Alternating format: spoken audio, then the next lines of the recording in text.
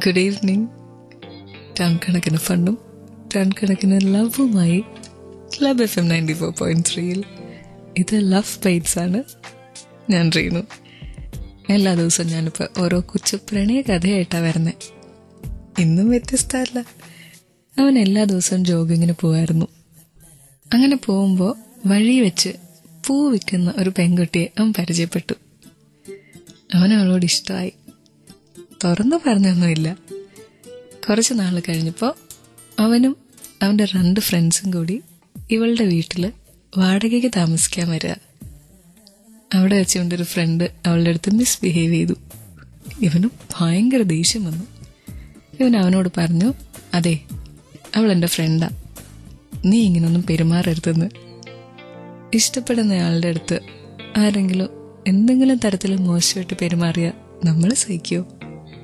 ഇതാണ് club FM love bytes. എൻ്റെ റീനുവിൻ്റെ സംശയം. പ്രണയബന്ധങ്ങൾ ചർച്ചയാകുന്നത് വലിയ വിഷയമൊന്നുമല്ല. 2 പേര് പ്രണയിച്ചാൽ നമ്മൾ അറിയാത്തതിനെക്കുറിച്ച് അസൂയപ്പെടും, സംസാരിക്കും. എന്നാൽ അമ്മയാകുന്നതാണ് ഇപ്പം ഞാൻ ചുറ്റും നോക്കുമ്പോൾ ഒരു വലിയ സംഭവമായിട്ട് കാണിക്കുന്നത്. വേറൊന്നല്ല, ഐശ്വര്യ റായുടെ വെയിറ്റ് ഗെയിൻ ആണ് ഇപ്പം നാഷണൽ മീഡിയയിലെ ഏറ്റവും പ്രധാനപ്പെട്ട ന്യൂസ്. അടുത്തിടയ്ക്കൊരു സംഭവം ഉണ്ടായി. ഒരു റിപ്പോർട്ടർ അഭിഷേക് ബച്ചൻ്റെ അടുത്ത് ചോദിച്ചു, ഐശ്വര്യ റായ്ക്ക് ഇത്രയും വെയിറ്റ് ഗെയിൻ ചെയ്തില്ലേന്ന്. അതിനു മുന്നേ ഒരു കാര്യം പറയാം. അഭിഷേക് ബച്ചനെ കുറിച്ച് എല്ലാവരും പറയുന്നത് ഒരിക്കലും ദേഷ്യപ്പെടത്തില്ലാത്ത ഒരാളാന്നാ. ഈ ചോദ്യം അങ്ങ് ചോദിച്ചില്ല, എൻ്റെ അമ്മോ, അഭിഷേക് ഭയങ്കരമായിട്ട് ചൂടായി. അഭിഷേക് എന്നല്ല, ആരാണേലും ചൂടാവില്ലേ? നമ്മൾ ഇഷ്ടപ്പെടുന്ന ആളെക്കുറിച്ച് നമ്മളോട് കുറ്റം പറയുക, അയാളെക്കുറിച്ച് ആവശ്യമില്ലാത്തത് പറയുക, അങ്ങനത്തെ എന്തും ആയിക്കോട്ടെ. എത്ര സമാധാനപ്രിയയാണെങ്കിലും നമ്മൾ ക്ഷമിക്കുമോ? അത്രയേ കക്ഷിയും ചെയ്തുള്ളൂ. എന്തായാലും ക്ലബ് FM ലവ് ബൈറ്റ്സിൽ ഞാൻ റീനു ഇതിനെക്കുറിച്ചൊന്ന് സംസാരിക്കും. എൻ്റെ കൂടെ ഉണ്ടായിരിക്കണം കേട്ടോ. ലവറിനെ കുറിച്ച് ഒരാൾ കുറ്റം പറഞ്ഞിട്ടുണ്ടെങ്കിൽ അത് കേട്ട് സഹിച്ച് മിണ്ടാതെ നിൽക്കുന്ന എത്ര പേരുണ്ട്? വളരെ അപ്രസക്തമായ ചോദ്യമല്ലേ എന്ന് ക്ലബ് FM ലവ് ബൈറ്റ്സിൽ എന്നോട് റീനുവിനോട് ചോദിച്ചാൽ കറക്റ്റാണ്. അറിയാതെ ദേഷ്യപ്പെട്ടു പോകും. ഇത് പുറത്തുള്ള കാര്യമാണ് കേട്ടോ. ഒരു പ്രണയത്തിലാവുമ്പോൾ നമ്മളെങ്ങനെയാ നമ്മുടെ ബോയ് ഫ്രണ്ടിനെ അല്ലെങ്കിൽ ഗേൾ ഫ്രണ്ടിനെ എന്തോരം ബ്ലെയിം ചെയ്യും. നമ്മൾ തമ്മിൽ എന്തെങ്കിലും ഒരു വഴക്കുണ്ടായിട്ടുണ്ടെങ്കിൽ എന്തെങ്കിലുമൊക്കെ കാര്യം പറഞ്ഞ് നമ്മൾ അയാളോട്ട് വഴക്കുണ്ടാക്കും. അയാളുടെ തലയിലെ കുറ്റം വെക്കാനായിട്ടും തോന്നും.